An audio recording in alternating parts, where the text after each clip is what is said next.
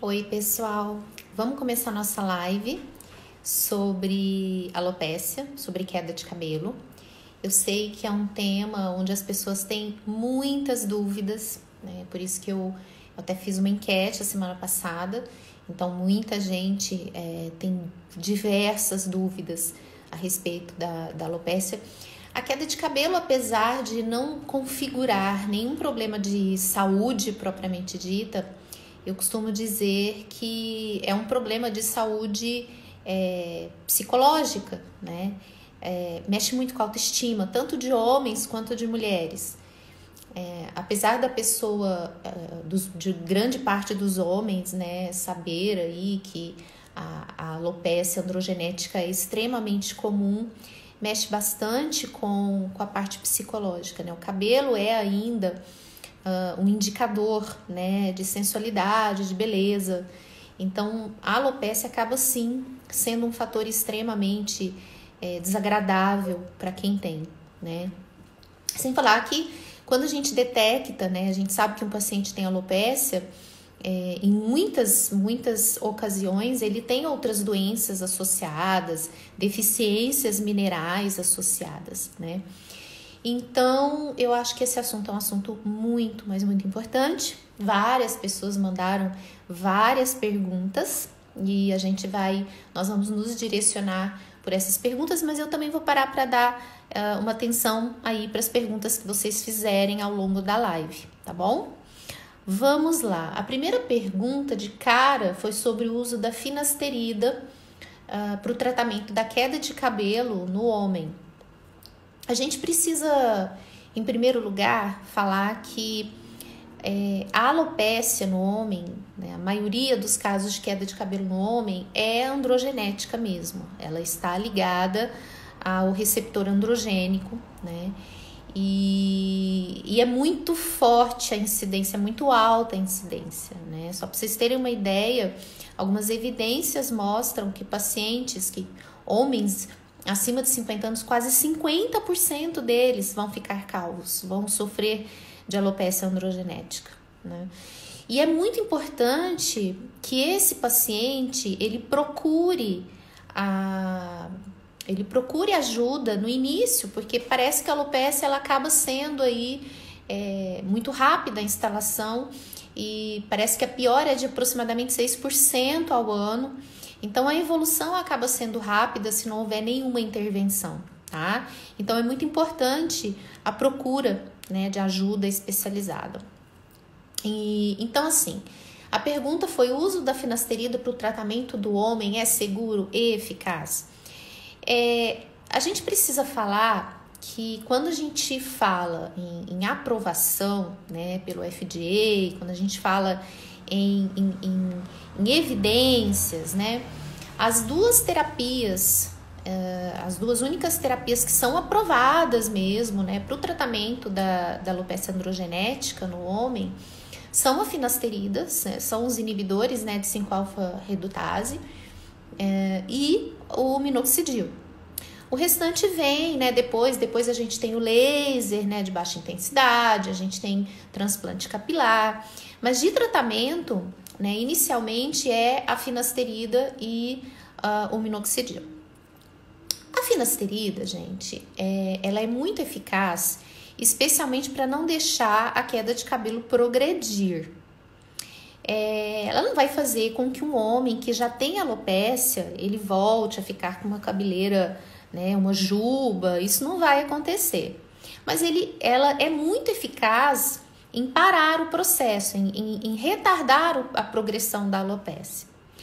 O grande problema da finasterida, né, e também da dutasterida, né, que é um inibidor de 5-alfa-redutase não seletivo, é essa questão do efeito colateral. Eu falo bastante por aqui, né, que a finasterida, apesar de ser eficaz para a queda de cabelo, ela pode aumentar os níveis de estradiol, né, levar a quadros de ginecomastia, pode fazer com que haja redução de libido, e tem aquele pequeno grupo, né, de homens que podem ter a infelicidade de adquirirem uma síndrome pós-finasterida.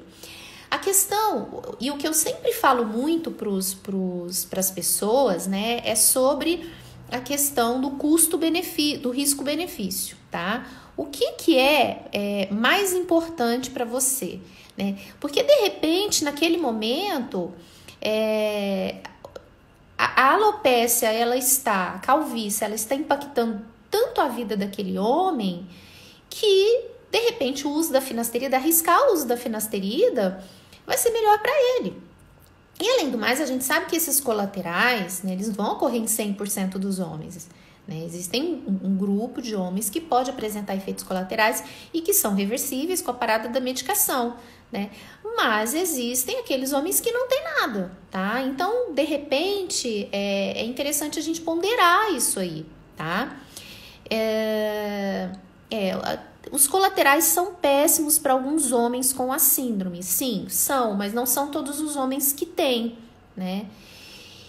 E o que eu costumo propor inicialmente, né, é o tratamento com o minoxidil tópico, né? O minoxidil, ele também tem um embasamento muito bom, né, de não progredir, de prolongar a fase anágena, que é a fase de crescimento capilar.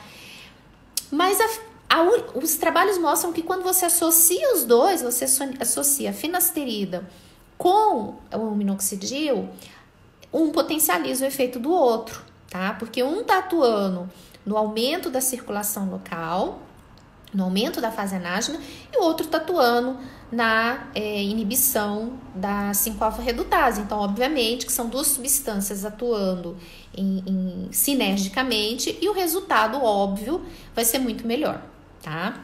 Deixa eu ver o que estão perguntando aqui. Colaterais da finasterida, espironolactona em mulheres usando derivados de DHT. Olha, os colaterais da finasterida, na verdade, em mulher não são bem estudados. A única coisa que é muito bem configurada é malformação fetal. Então, androgenização, feminização fetal. Então, tem que evitar o uso em mulheres que estão na idade fértil, tá? O uso da dutasterida e da finasterida são mais indicados em mulheres que não vão ter mais filhos, tá? Agora, espironolactona pode usar. Uma coisa que a gente tem que deixar bem claro, gente, é que assim, não existe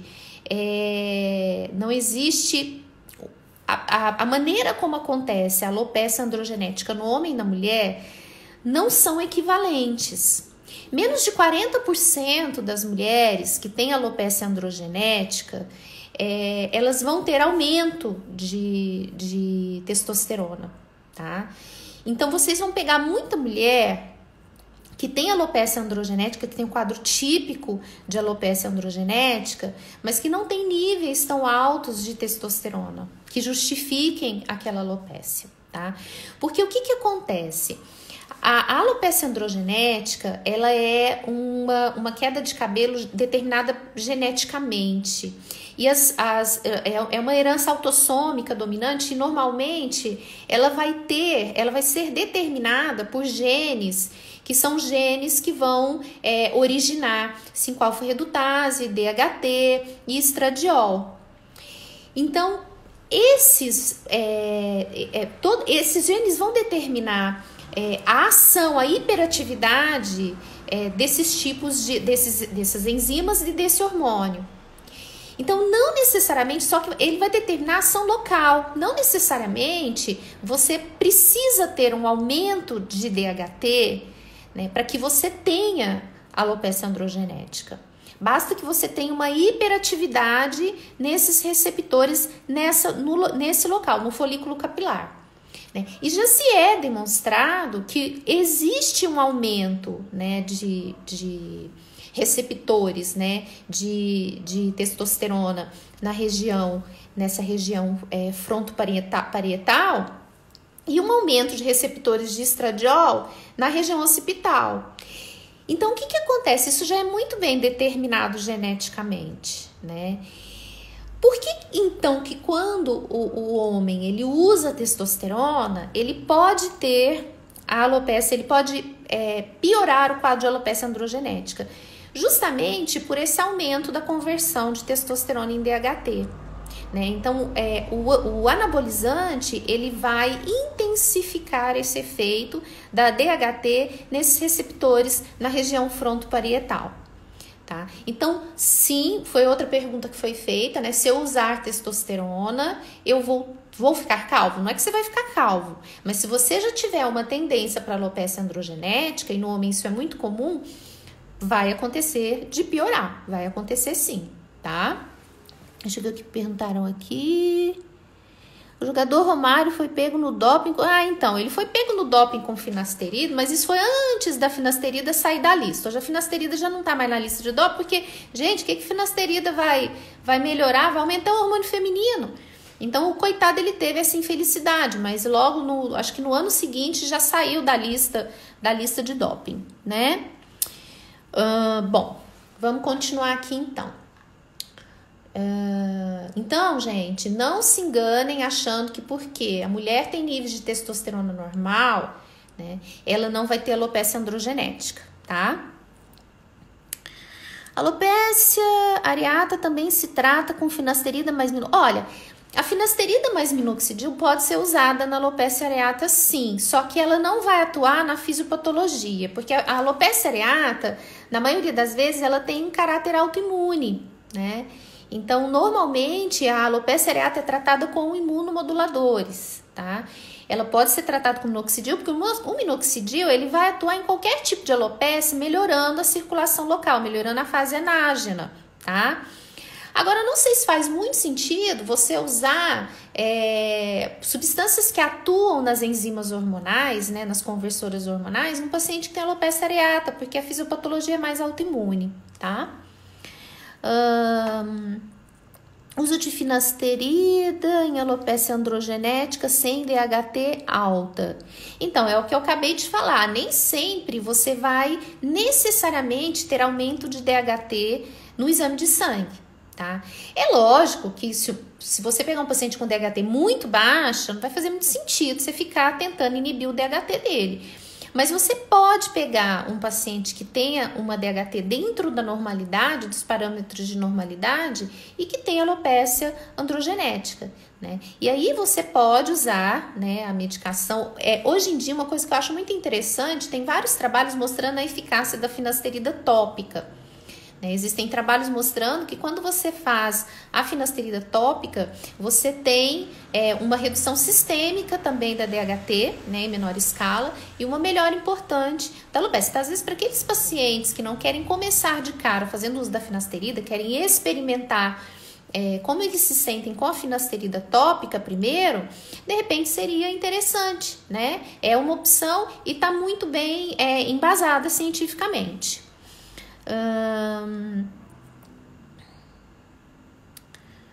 Criança, é muito difícil um médico que nos ajude olha, eu não sei, eu não tenho muita experiência com criança, mas na maioria das vezes, né, a criança, ela tem uma alopecia, ela tem muita alopecia areata, né, é muito comum em criança, né, ou crianças que às vezes têm mania, né, de ficar puxando o cabelo, por trauma mesmo, que pode ter. Mas a areata é mais comum em criança.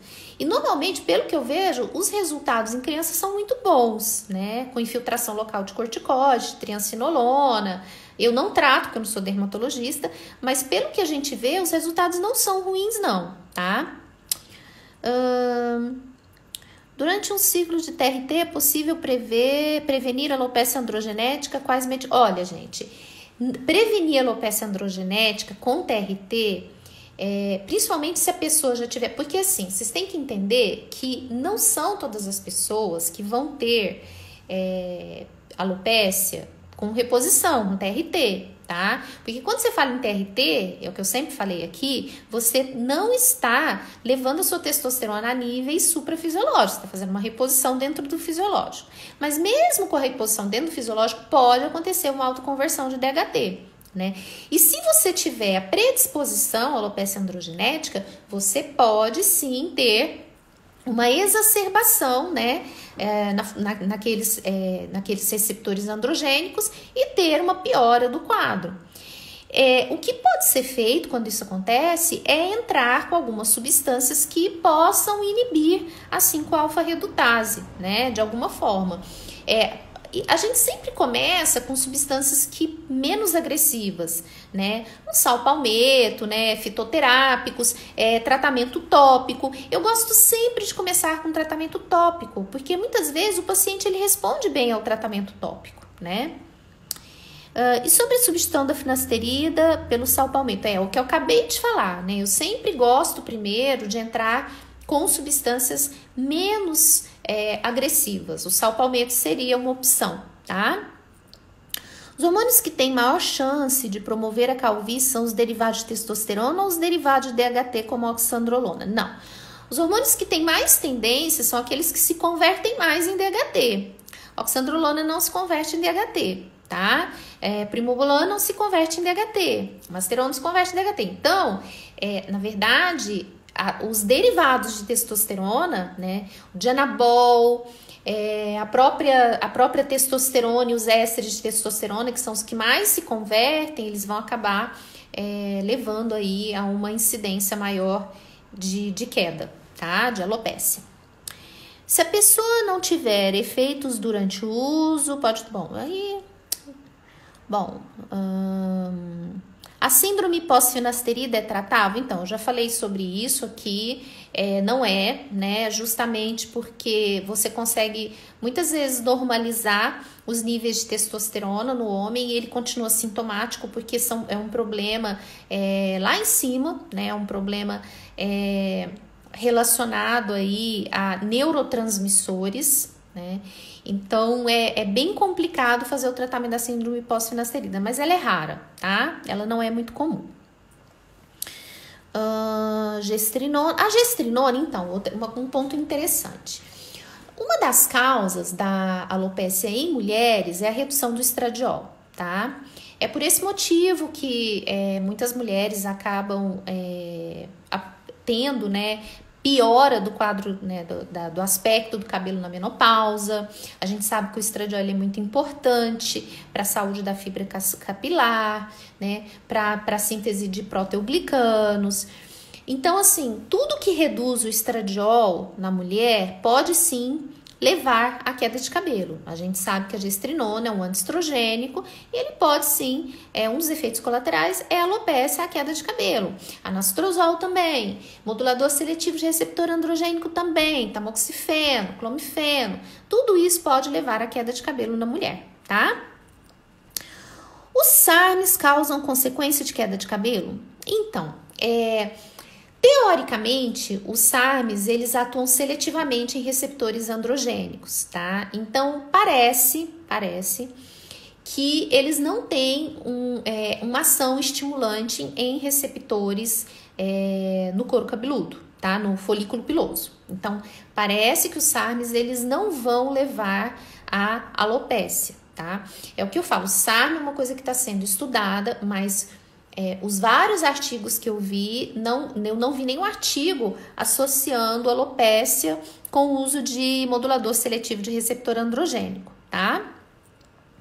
Tem um amigo que possui a síndrome, até então não encontrou nenhum médico que consiga ajudar nisso, alguma informação?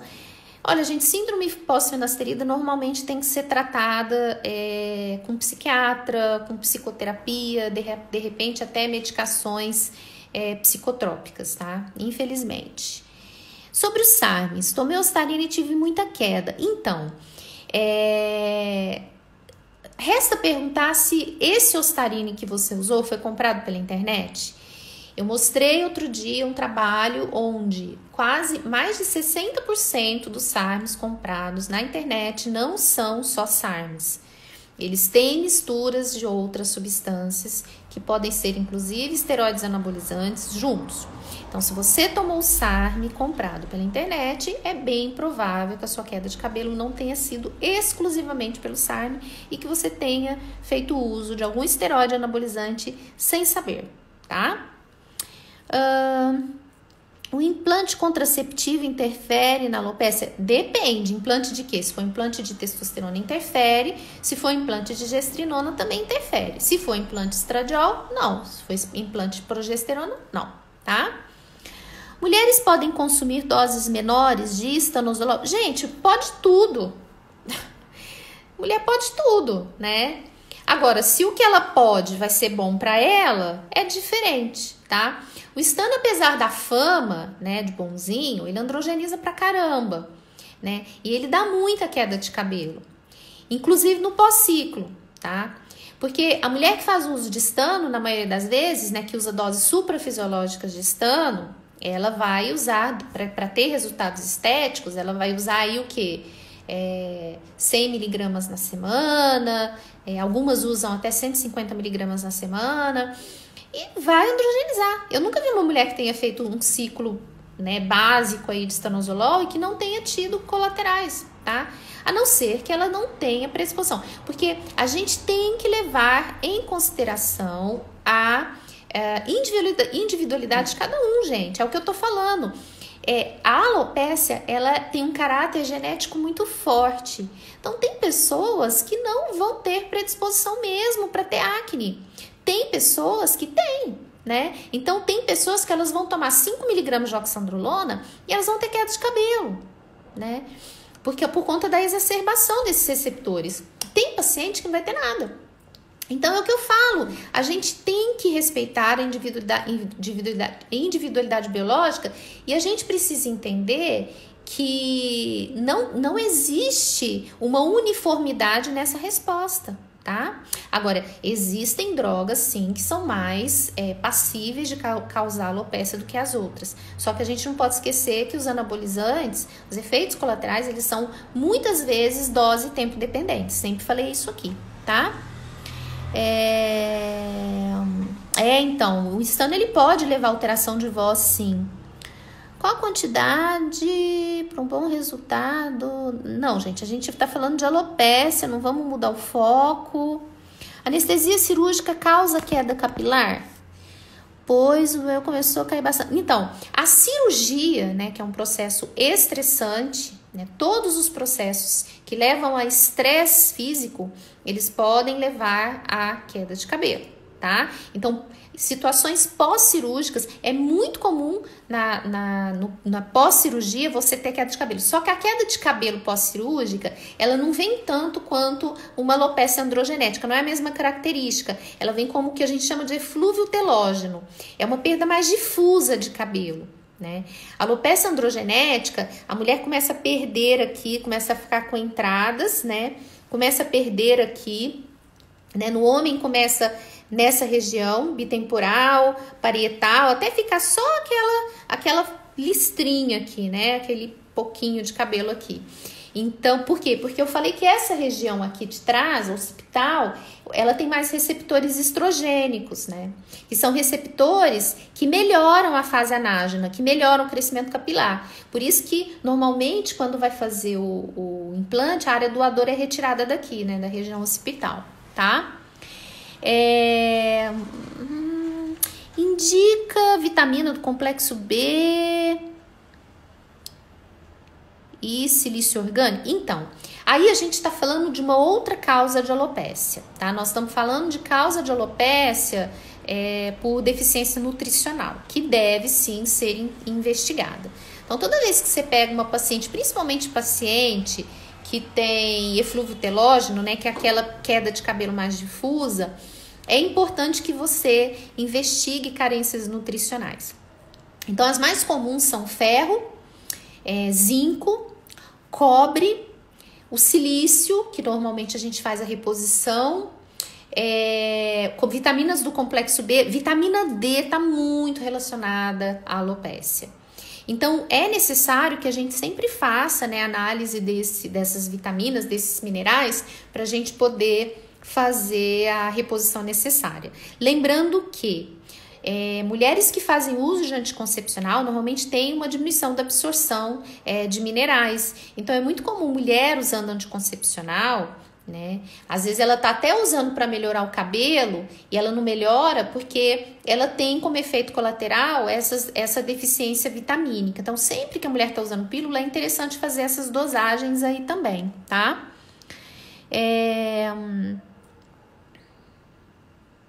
Prótese capilar removível.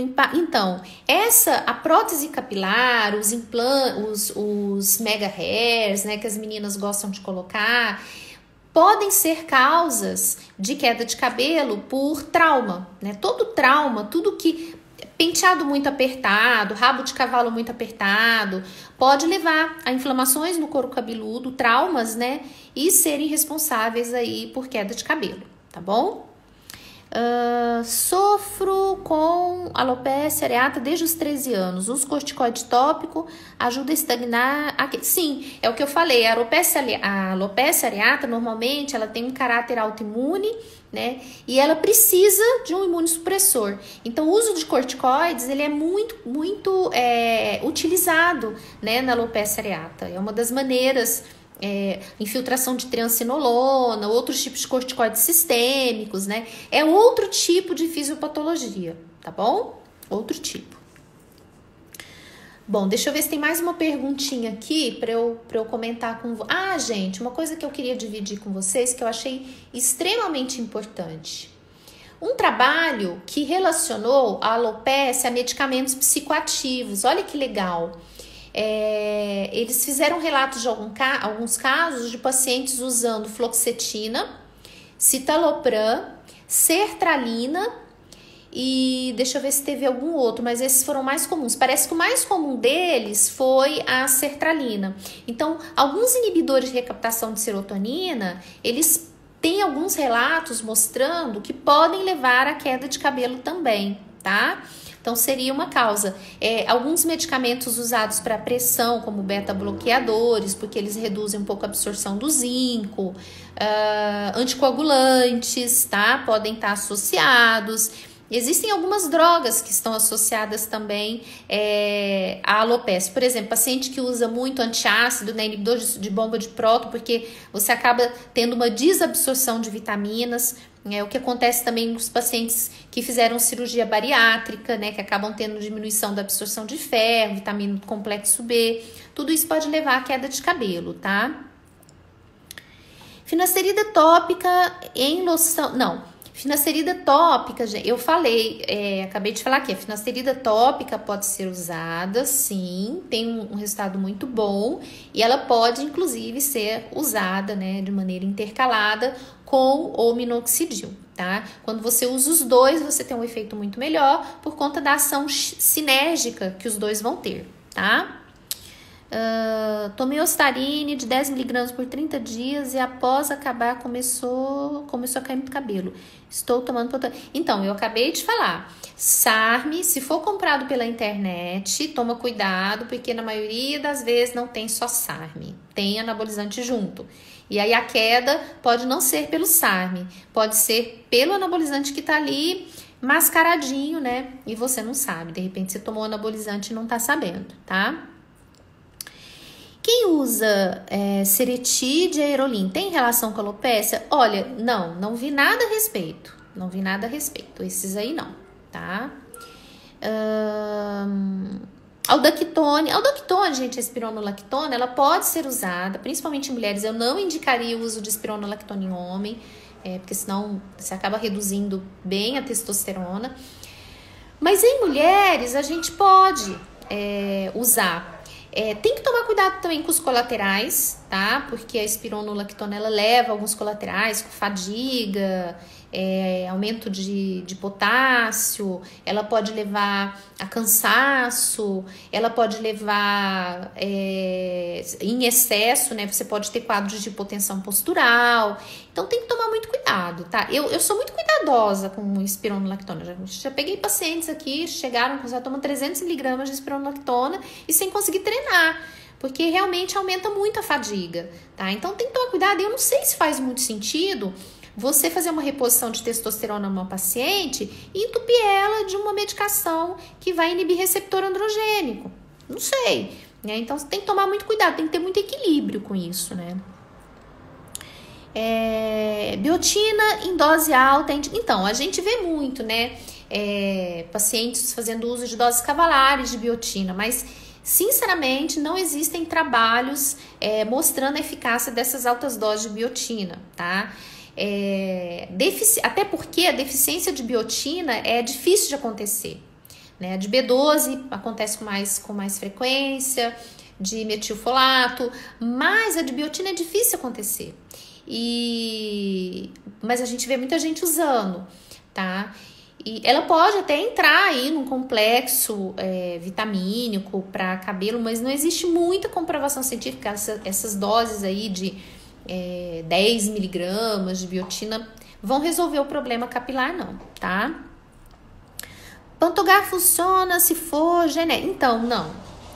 Só se tiver alguma deficiência vitamínica muito... Eu, particularmente, eu prefiro 1000 vezes detectar qual é a deficiência para tratar. Até porque, gente, olha o perigo. Tem vários trabalhos mostrando que o ferro em doses altas, a hiperferritinemia, ela é responsável por queda de cabelo. Então, olha que interessante. Um mineral que é muito importante para o cabelo, a gente sabe que, por exemplo, mulheres têm que ter níveis de ferritina acima de 80, né, para ter benefícios aí capilares. Se você errar a mão e tomar uma dose muito alta, você vai ter um efeito contrário. A mesma coisa acontece com a vitamina A, né? Tanto que, por exemplo, pacientes que usam doses muito altas de isotretinoína, né, de Roacutan, um dos efeitos colaterais é a piora do cabelo, né? Pode ter queda de cabelo, pode ter afinamento, né, do folículo. Então, tem que tomar muito cuidado com essa coisa de sair tomando vitamina sem saber, né? Porque às vezes você tá repondo uma coisa que em você tá muito bom e tá fazendo uma super dose aí de vitamina e tem um efeito, né, contrário. Vamos lá. Homens usando anabolizante, mais indicado na profilaxia. Então, gente, eu não faço profilaxia de alopécia. Eu acho assim, se você tá priorizando a reposição de testosterona, repõe a testosterona, a não ser que no primeiro exame o homem venha com uma DHT assim, estourando, antes de usar a testosterona, porque tem aqueles homens que tem, né? Aí você olha pro cara, ele já tem queda de cabelo, ele tem uma DHT extremamente alta, né? Ele já é um cara que tá insatisfeito com a queda de cabelo, e precisa fazer reposição de testosterona. Aí você até pode entrar já com um tópico junto, minoxidil com de repente até uma finasterida tópica para ele, né? Agora, eu não iria sendo agressiva e já ir bloqueando tudo, né? Antes da gente acompanhar o paciente. A gente tem que tomar muito cuidado, tá? Espironolactona eu já falei sobre ela. Doutor, estanozolol não é um derivado de DHT? Se sim, porque ele causa a queda de cabelo. Então, eu falei isso na outra live, tá? Ele causa queda de cabelo, gente, porque ele se liga ao receptor androgênico. Todos os esteroides anabolizantes, eles se ligam aos receptores androgênicos não seletivamente, diferente dos SARMs, né, que modulam esses efeitos, que se ligam seletivamente aos receptores androgênicos. Então, todo esteroide anabolizante que se liga ao receptor androgênico, e todos eles se ligam, eles vão se ligar onde tem receptor androgênico. E a gente tem muito receptor androgênico no couro cabeludo, a gente tem muito receptor androgênico na pele. Então, óbvio, se a pessoa tem um aumento de receptores nessa região, e isso pode ser muito determinado geneticamente, vai ter queda de cabelo com estano, com primobolan, vai ter queda de cabelo com oxandrolona, tá? Finasterida tópica é muito difícil de achar no Brasil. É nada. Manipula, boas farmácias de manipulação. Vivo mandando manipular, não é difícil não. Masteron é o derivado de HT. Isso, sim. Doutora, por favor, sobre o uso externo uso de hormônio da tireoide e queda de cabelo. Então, o hormônio da tireoide, ele não vai causar queda de cabelo, até porque o hipotireoidismo é uma causa de queda de cabelo. Então, quando você trata e normaliza os níveis de tireoide, você vai melhorar a queda de cabelo. Agora, se você exceder na dose e causar naquela pessoa um hipertireoidismo, aí você vai levar a queda de cabelo, porque o hipertireoidismo também é uma causa de queda de cabelo. Então, o hormônio da tireoide ele só vai levar a queda de cabelo a partir do momento que você der a ele uma dose suprafisiológica de hormônio tireoidiano, tá? Qual o melhor remédio tópico para alopécia? Minoxidil. Inclusive, eu tava falando aquela hora, eu esqueci. O minoxidil, gente, tem um trabalho muito legal mostrando o efeito do minoxidil via oral para alopécia, tá? Então, tá muito promissor, tá? E parece que o minoxidil por via oral, ele vai começar a fazer parte, aí já faz parte da prescrição de alguns dermatologistas e vai começar a fazer parte aí da prescrição de muita gente, né? De muitos médicos que tratam alopécia. Os resultados são muito promissores. Como eu falei, o minoxidil aumenta a fase anágena, que é a fase de crescimento, né? Reduz a fase telógena. E, na verdade, o grande problema é que aqui no Brasil ele é comercializado em doses muito altas, né? Comprimidos aí de 10 miligramas, porque ele foi inicialmente usado para tratamento de hipertensão. Mas o ideal é que ele seja manipulado em doses menores, tá? Na mulher, até 2,5 miligramas, no homem até 5 miligramas. Então, ele teria que ser manipulado. Não existem muitas farmácias de manipulação que levam, né? Que fazem esse tipo de manipulação. Mas eu tô tentando brigar com algumas aí, porque parece que é muito legal. E eu acho que tudo que a gente puder ter de arsenal para o tratamento da alopecia seria muito interessante, né? E os trabalhos parecem que são bem legais, bem animadores, tá?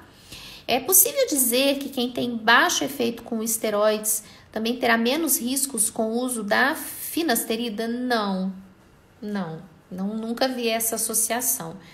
E às vezes você não tem efeitos colaterais importantes com o anabolizante, mas você pode ter com a finasterida. E se você não tem problema com o anabolizante, por que você vai usar a finasterida, né?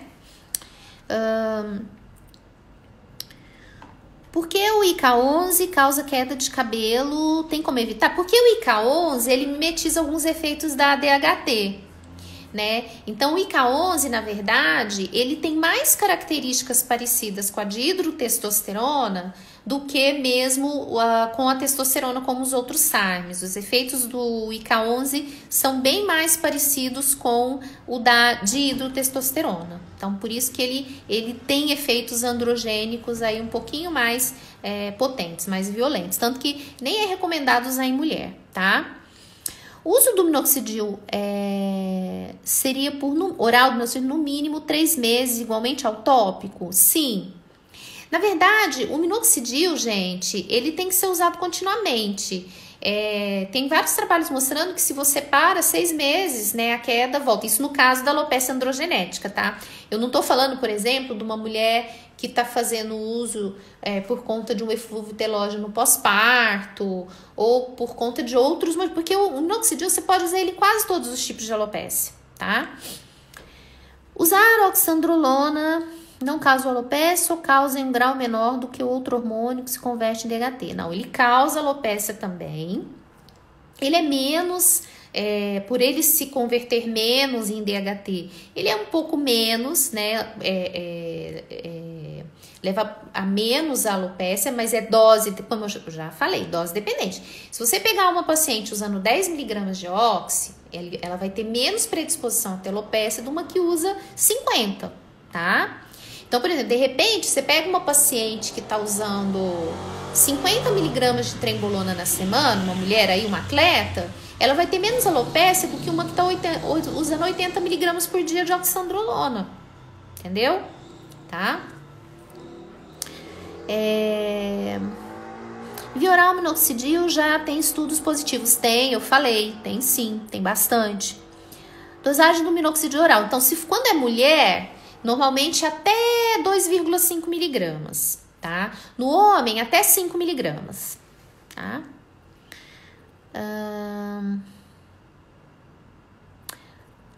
Qual dosagem da fórmula finasterida para a mulher? Então, gente, na mulher, a finasterida tem muito pouco estudo mostrando resultados positivos para mulher, na finasterida, né, e da dutasterida em mulheres. A dutasterida parece que tem, tanto no homem quanto na mulher, um efeito discretamente melhor, né, na queda, mas os efeitos colaterais seriam os mesmos. E a gente usa mais em mulheres que não querem mais ter filhos, né, por conta do risco aí de feminização fetal, de alterações no feto, tá bom? Minoxidil tópico, via oral, ele não iria agir em todos os receptores. Não, o minoxidil não é receptor, gente. O minoxidil, ele vai atuar como um vasodilatador, aumentando o aporte, né, de oxigênio para o folículo piloso. Ele não vai atuar no receptor, tanto que ele pode ser usado em outras alopécias que não androgenéticas, tá? E a flutamida para alopecia androgenética em mulheres? Então, a flutamida, ela é um modulador, né, de receptor androgênico, só que negativo. Então, ao contrário do SAM, ela modula negativamente o receptor androgênico, bloqueando o receptor androgênico, tá? Então, assim, em mulheres ela já foi muito usada. O grande problema da flutamida é a sua hepatotoxicidade. Ela foi suspensa, né? A gente deixou de usar a flutamida justamente por conta dos riscos de hepatotoxicidade. Ela é muito hepatotóxica, tá? Então, a flutamida realmente hoje, ela não faz parte da minha prescrição, tá? Mulheres que tiveram com uso de testosterona top. Bom, passou muito rápido. Doutora, quais os principais esteroides associados à alopécia? Então, eu falei aqui, né? Os principais são aqueles que se convertem em DHT. Então, de anabol, a própria testosterona e os ésteres de testosterona, né? Os que menos acabam levando a alopécia, boldenona, primobolan, oxandrolona, gente, só que tudo depende da dose, eu acabei de falar isso aí, tá? Então, vamos supor, você pode dar 20 miligramas semanais de trembolona para uma mulher, de repente ela não vai ter alopécia, mas você dá 80 miligramas de oxi, vai ter alopécia. Mulher tem que tomar muito cuidado sempre, tanto com doses altas quanto com doses baixas, tá?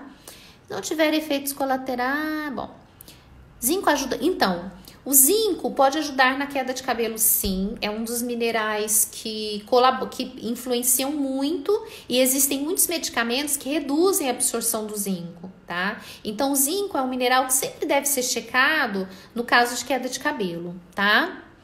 Melhor tratamento para alopecia feminina atualmente. Melhor tratamento para alopecia feminina atualmente, a gente primeiro tem que identificar a causa, tá? Se for deficiência vitamínica, tem que tratar. Se for uma alopecia androgenética, minoxidil. A espironolactona pode ser usada, né, com cuidado. A metformina, tá? Existem vários trabalhos mostrando a ação da metformina na alopécia, tá? Inclusive na androgenética, porque como ela vai lá, bloqueia, né, os andrógenos lá nos ovários, ela acaba melhorando muito, ajudando muito também na alopecia androgenética, tá? Tem um trabalho recente agora mostrando que a metformina, ela tem uma atuação também na apoptose, né? Uma via de apoptose que é muito importante ali no bulbo capilar, e ela acaba atuando, ela acaba melhorando via MK esse estímulo da fase anágena. Então parece que a metformina futuramente, sempre ela, vai entrar também como uma droga muito promissora no tratamento da alopécia, tá? Eu uso minoxidil em cápsulas manipulados, ele acaba baixando minha pressão. Então, esse é um dos efeitos colaterais, tá? O principal é a hipotensão postural. Eu recomendo que, de repente, você reduza a dose, tá? Em mulheres, a gente começa com doses baixinhas. Eu começo com 1 miligrama, 1,25 miligramas, tá? Tem que tomar cuidado, principalmente mulher que tem mais hipotensão postural. Mulheres que tiveram queda de cabelo por uso de testosterona tópica, podem usar gestrinona? Olha, a chance de dar vai ser grande, tá? Se você já teve alopécia com uso de testosterona tópica e a gestrinona, é bem capaz que você vai ter algum efeitozinho aí com gestrinona. Mas é o que eu falo, você tem que ver o que é melhor para você. Você vai ver o seu risco-benefício, tá?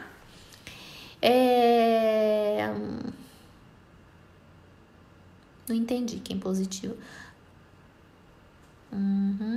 Deixa eu ver o que mais que eu vou falar aqui pra vocês que eu achei bem interessante. Essa do minoxidil via oral eu acho muito legal. A dutasterida, os trabalhos mostram que a dutasterida tem um efeito superior à finasterida na alopécia, tanto em homens quanto mulheres. Então fica aí a dica. Deixa eu ver o que mais. dos medicamentos que eu queria falar para vocês, da alopecia pós-parto. Alguém me perguntou por que no pós-parto a queda de cabelo aumenta. Durante a gravidez, existe, por efeito do estradiol, um aumento da fase anágena, que é a fase de crescimento, tá? E um retardamento da fase telógena, que é o momento onde tem a queda de cabelo. Então, por isso que na gravidez, na maioria das vezes, as mulheres ficam com o cabelo muito bonito. A gente escuta isso muito no consultório. A mulher falando assim, nossa, na gravidez meu cabelo ficou lindo, né? Porque o estradiol, ele tem mesmo esse efeito, né? De aumentar a fase anágena, que é a fase de crescimento, o cabelo fica mais cheio. Então, o que acontece? Quando a mulher tem neném, né, no pós-parto, o que vai acontecer é a volta, a normalização, né, do tempo de fase anágena e uma redução da fase anágena e um aumento da fase telógena, que é a fase de queda. Então, a impressão que a mulher tem é que o cabelo dela tá caindo, tá? Mas, na verdade, é uma volta à normalidade, tá? E essa queda, normalmente, ela é autolimitada. Ela vai durar aí até, no máximo, 8 meses, né? O que pode ser feito nessa fase é uma melhora nutricional. Muitas mulheres, elas saem da gestação com algumas deficiências minerais, então é importante tratar. Mas o mais importante é tranquilizar a mulher, né? E falar que, na maioria dos casos, a alopecia pós-parto, ela é autolimitada, né? Ela vai normalizar assim que todos os hormônios voltarem ao normal, tá? Algum antifúngico que pode evitar a queda de cabelo? O pessoal fala muito do cetoconazol. Tem trabalhos um pouco controversos, tem trabalhos mostrando benefícios e tem trabalhos mostrando que não. Uma coisa que a gente tem que tomar muito cuidado com o cetoconazol é que ele aumenta estradiol em homem. Então, ele pode levar à ginecomastia. Eu já vi pacientes que usaram cetoconazol tópico e que desenvolveram ginecomastia. Não é a coisa mais comum do mundo, mas pode acontecer, tá? Então, tem que tomar cuidado com o cetoconazol, tá bom? Porque ele justamente melhora, porque tudo que melhora estradiol acaba melhorando queda de cabelo. Tem até um produto que chama alfa-2 estradiol, né? Que é um tônico, eu esqueci o nome, mas ele é alfa-2 estradiol, que ele é muito usado para melhora da queda de cabelo, tá? E homens acabam usando também, tá bom? É verdade que a finasterida pode causar perda muscular ou atrapalhar o ganho de massa? Se o estradiol começar a subir muito, que é um efeito colateral dela, pode. Intradermoterapia intercalada com sessões de laser, é isso? Aí tudo que estimula o couro cabeludo, né? Tudo que aumenta a circulação, tudo que injeta nutrientes pode melhorar, né? Carboxiterapia são tratamentos adjuvantes. É o Avicis, obrigada. O Avicis, que é o alfa-2 estradiol. Eu esqueci do nome, às vezes acontece. Tô ficando velha, às vezes acontece esquecer. Então, o alfa-2 estradiol, ele pode melhorar bastante, né? A queda de cabelo, é o Avicis. Usei oxitesto e caiu o cabelo. Em mulheres, isso pode acontecer com muita frequência. Se mesmo com o Roacutan a acne não melhorar, bom, aí nós estamos falando de acne. Vai ter uma live domingo. Eu, junto com o dermatologista, Dr. José Vitor, nós vamos falar bastante sobre acne, tá? Então, eu recomendo que vocês assistam a live só pra gente não sair agora do nosso contexto, tá? Daqui a pouco a gente termina a nossa live, está quase acabando. Gente, uma coisa muito importante é vocês prestarem bastante atenção na mulher que está entrando na menopausa, tá? Muito cuidado com androgenização nessas mulheres, porque muitas mulheres entram na menopausa já com um desbalanço, né? Uma queda muito grande de estradiol, né? E acaba acontecendo um desbalanço. A testosterona acaba sendo proporcionalmente maior do que o estradiol. Você pega, às vezes, mulheres com 10 de estradiol e com 40 de testosterona. Isso, às vezes, pode levar a uma alopecia androgenética na menopausa. E a gente não trata isso com testosterona, a gente trata isso com estradiol, tá? Reposição de hormônio feminino, tá bom? Se cai cabelo com oxitópica, pode acontecer com gestrinona? Pode, já respondi. Pantogarmin é um bom tratamento? Depende se a causa do problema for... Gente, o que a gente tem que entender é que queda de cabelo tem várias causas. Estresse pode dar eflúvio telógeno, pós-cirurgias, traumas, hipotiroidismo e hipertiroidismo, os dois podem dar. Então tem que tomar muito cuidado em tratar alguma coisa de maneira generalizada. A gente tem que tentar fazer anemia, a gente tem que tentar tratar de acordo com a causa, tá? Falou que o gestrinona pode... pois é. Sobre... Então, a questão do shampoo, eu sempre costumo falar o seguinte: use um bom shampoo, né, para o couro cabeludo, de limpeza, mas não gaste rios de dinheiro em shampoo, tá? Invista na sua nutrição, invista em bons exames de sangue para fazer a detecção do teu problema, invista num bom nutricionista, né? Sabe, não adianta, gente, nenhum shampoo vai tratar sua queda de cabelo. Ele pode ser um adjuvante para manter o couro cabeludo mais limpo. Ele pode ser um adjuvante, principalmente se você tiver uma dermatite, tá? Aí sim, entra acetoconazol. Mas não gaste seu dinheiro com shampoos caríssimos, porque, de verdade, as evidências, né, são muito, muito, muito ruins. Então, nenhum shampoo vai melhorar a sua queda de cabelo, tá bom? Uma coisa que tem sido muito falada são dos proteoglicanos. Tem um produto que eu gosto muito, que meu paciente sabe que eu adoro, que chama... É um produto da Eurofarma, Norcream. O Norcream, ele tem uma substância que é um proteoglicano, que é uma substância que a gente tem no nosso couro cabeludo, no fio de cabelo, e ele tem um efeito muito bom em aumentando a densidade do fio. Então, só que assim, o Norcream, ele parece que ele tá parando de ser produzido no Brasil, mas você consegue comprar em sites, né? Tem algumas farmácias que ainda tem, ele é da Eurofarma. É um produto que, assim, eu amo de paixão, gosto muito desse produto, tá? O Pilexil não tenho muita experiência. Depois que eu descobri o Norcream, eu amo, eu usei no meu cabelo sempre foi fininho. Apesar de ter um volume bom, mas ele sempre foi fininho. Eu achei que ele deu uma encorpada muito boa, tá? Ele chama Norcream, N-O-U-R-K-R-I-N,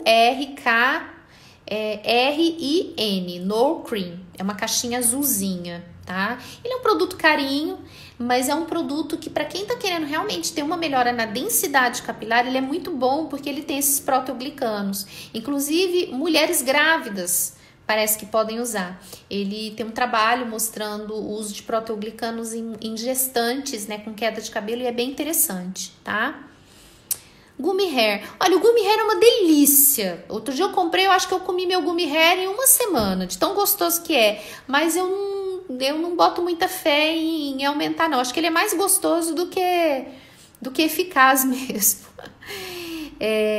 Doses efetivas de espironolactona e sal palmeto. Então, a espironolactona, para ela ter um efeito legal, ela tem que ser usada em doses altas, né, para queda de cabelo. Isso aqui aumenta muito os efeitos colaterais, né?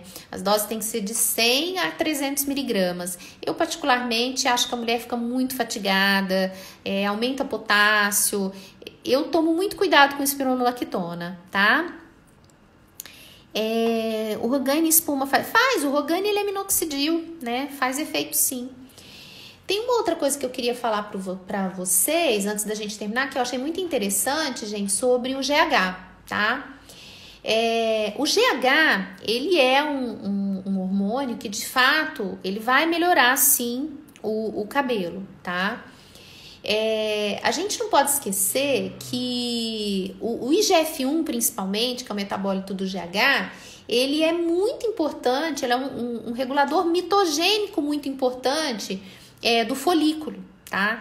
Então, junto com outros fatores de crescimento, ele é muito interessante no aumento, né, do volume capilar, da fibra capilar, no crescimento capilar. Tanto que, assim, a doença de Laron, né, onde você tem uma resistência ao hormônio do crescimento, as crianças, né, elas têm cabelos muito fininhos, né, com falhas, pela deficiência de IGF-1, tá? Então, checar se existe deficiência de IGF-1, de repente é muito importante, né? Porque o IGF-1, ele tá sabidamente relacionado com a melhora do cabelo, assim como outros fatores de crescimento. E existem, tanto que o plasma rico em plaquetas, né, que tá fazendo o maior sucesso hoje, que parece que tá tendo resultados muito bons na queda de cabelo, ele tem, dentre outros fatores de crescimento, justamente o IGF-1. Então, é algo promissor. Não tô falando para vocês saírem dando GH para todo mundo que tem queda de cabelo, mas vale muito a pena checar os níveis de IGF-1, né? De repente, o IGF-1 vai ter uma aplicabilidade interessante. Você pode fazer fatores de crescimento tópicos, né, para você usar, né, no paciente. Você pode usar o plasma rico em plaquetas, que parece que tá tendo resultados muito legais. Então, é uma colocação que eu gostaria de fazer a respeito do IGF-1, tá? O IGF, e assim, é um hormônio anabólico também. É lógico que a gente tem que tomar muito cuidado, porque existem alguns trabalhos relacionando, né, níveis muito altos de IGF-1 com baixa longevidade. Isso é uma coisa que a gente precisa ainda tomar muito cuidado, mas o GH, ele tem um efeito positivo, ao contrário dos hormônios androgênicos, no folículo, tá? Então ele melhora bastante a questão aí da fibra capilar, tá? É o No Cream comprimidos. No Cream, é isso mesmo, é assim que escreve, viu, gente? No Cream. Eu amo esse produto, assim, não tô fazendo propaganda, não ganho nada, nem o pessoal da Eurofarm nem me visita. Mas é um produto que, assim, eu usei no meu, assim, não fico sem, eu acho fantástico, gosto bastante. Loção capilar de minoxidil ajuda a atrasar a queda de cabelo? Ajuda porque ele aumenta a fase anágena. No Cream tem formulação tópica? Não tem formulação tópica, tá? O que você pode tentar é fazer um composto com silício, né, o X-Nutriment ou Nutricolin, sabe, com peptídeos de colágeno, isso de repente, mas eu acho que a gente não vai conseguir atingir a mesma formulação do No Cream. Ele tem uma substância lá que chave, que é muito legal, é muito bacana, que parece que é extraída de crustáceo, é muito massa, muito massa. Tem silício, é muito, muito bacana.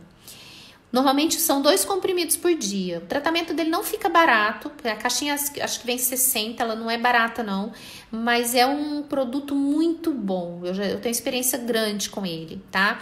Uma coisa que tem sido muito falada também é a latanoprosta, a bimatoprosta, né?